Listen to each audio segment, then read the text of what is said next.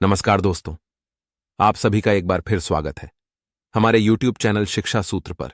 सुषुम्ना नाड़ी योग और तांत्रिक परंपराओं में चर्चित एक महत्वपूर्ण नाड़ी है जिसे सुषुम्ना या सुषुम्ना भी कहा जाता है। नाड़ी शास्त्र में यह माना जाता है कि शरीर में अनेक नाड़ियां होती हैं जो प्राणिक ऊर्जा का संचार करती हैं। इनमें से तीन मुख्य नाड़ियां होती हैं: इडा, पिंगला और सुषुम्ना नाड़ी। सुषुम्ना नाड़ी शरीर के मध्य स्तंभ में स्थित होती है। यह मूलाधार चक्र से प्रारंभ होकर सहस्रार चक्र तक जाती है। सुषुम्ना नाड़ी शरीर के सभी प्रमुख चक्रों से जुड़ी होती है और इसका संबंध उन सभी चक्रों के संचार और सक्रियता से है। इस नाड़ी के माध्यम से कुंडलिनी शक्ति का संचार होता है। जब कुंडलिनी जागृत होती है तो यह सुषुम्ना नाड़ी के माध्यम से सभी चक्रों को पार करती हुई सहस्रार चक्र में पहुंचती है। इस प्रकार सुषुम्ना नाड़ी शरीर की अंतरात्मा और बाह्य जगत के बीच का सेतु मानी जाती है और इसके सक्रिय होने से व्यक्ति के जीवन में अद्भुत परिवर्तन होते हैं। सुषुम्ना नाड़ी का जागरण एक आध्यात्मिक प्रक्रिया है जिससे कुंडलिनी शक्ति जागृत होती है। इसका जागरण किसी भी साधक की आध्यात्मिक प्रगति में महत्वपूर्ण योगदान होता है। हालांकि इसे करते समय कुछ सावधानियां बरतनी चाहिए। सुषुम्ना नाड़ी का जागरण करने से पहले आवश्यक है कि आपको एक अनुभवी गुरु की मार्गदर्शन में इस प्रक्रिया को समझना और सीखना चाहिए। अनधिकृत और अनुभवहीन लोगों से इसे सीखना असुरक्षित हो सकता है। आपका शारीरिक और मानसिक स्वास्थ्य स्थिर होना चाहिए।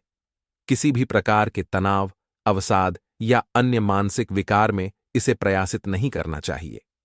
कुछ लोग सुषुम्ना नाड़ी के जागरण की प्रक्रिया में अधिक संवेदनशील होते हैं। ऐसे में उन्हें धीरे धीरे और सतर्कता से इस प्रक्रिया में प्रवेश करना चाहिए। कुछ लोगों को सुषुम्ना नाड़ी के जागरण से असामान्य अनुभव हो सकते हैं, जैसे कि अच्छा न लगना, उच्चतम स्तर पर चेतना महसूस करना या फिर अजीब संवेदनाओं का एहसास हो सकता है। सुषुम्ना नाड़ी का जागरण समय और प्रयास मांगता है। इसे जल्दबाजी में और अधूरा छोड़कर नहीं करना चाहिए।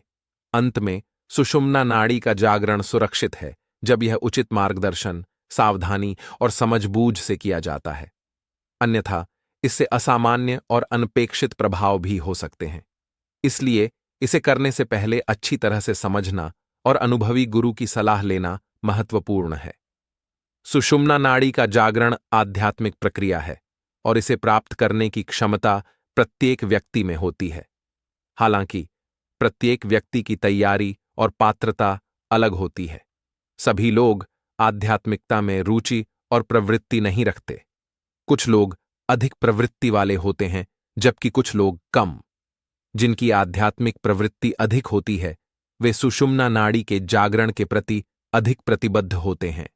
सुषुम्ना नाड़ी का जागरण केवल सूत्रपाठ से नहीं होता। इसे प्राप्त करने के लिए नियमित अभ्यास, ध्यान, प्राणायाम और अन्य यौगिक क्रियाओं की आवश्यकता होती है।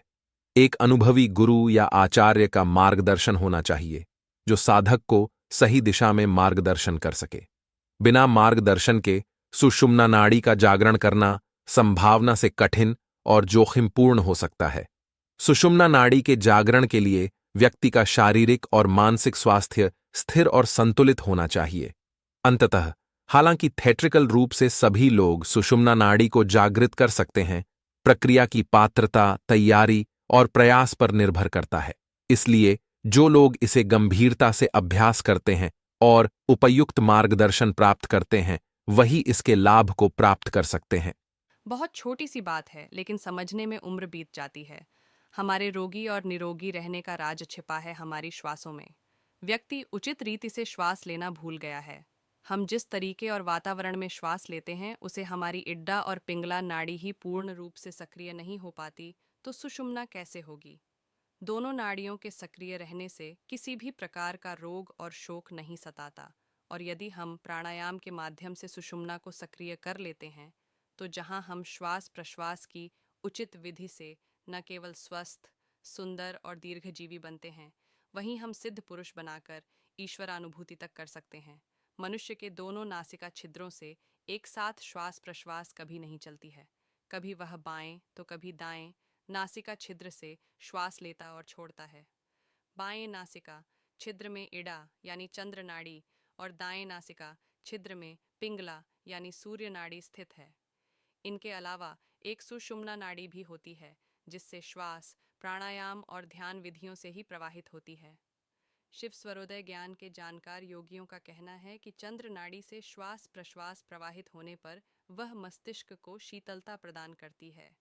चंद्र नाड़ी से ऋणात्मक ऊर्जा प्रवाहित होती है। जब सूर्य नाड़ी से श्वास प्रश्वास प्रवाहित होती है तो शरीर को ऊष्मा प्राप्त होती है, यानी गर्मी पैदा होती है। सूर्य नाड़ी से धनात्मक ऊर्जा प्रवाहित होती है। प्राय मनुष्य उतनी गहरी श्वास नहीं लेता और छोड़ता है जितनी एक स्वस्थ व्यक्ति के लिए ज़रूरी होती है।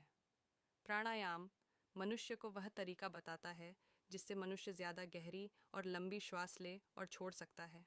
अनुलोम विलोम प्राणायाम की विधि से दोनों नासिका छिद्रों से बारी बारी से वायु को भरा और छोड़ा जाता है।